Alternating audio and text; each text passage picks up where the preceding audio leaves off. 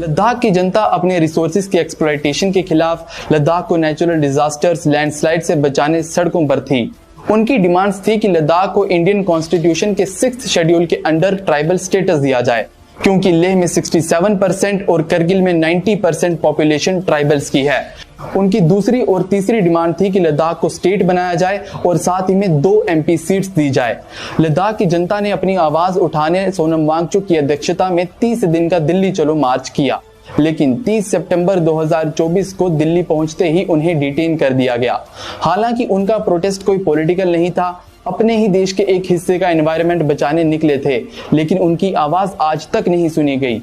सोनम वांगचुक जैसे social reformer, Mahavir चक्र awardee, जिन्होंने ice टूपा project, low cost solar water heater जैसे इनोवेशन से देश में कंट्रीब्यूशन दिया हो और उन्हें प्रोटेस्ट करने पर डिटेन किया जाए अपने ही देश की राजधानी में, तो फिर आप किस बदलाव की उम्मीद रखेंगे।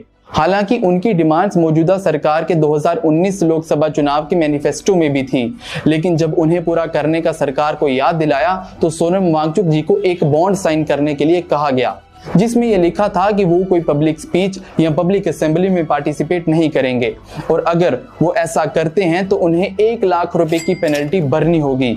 यानी हिंसा से बिना, मौन व्रत, भूख हड़ताल से भी सरकारें डरती हैं।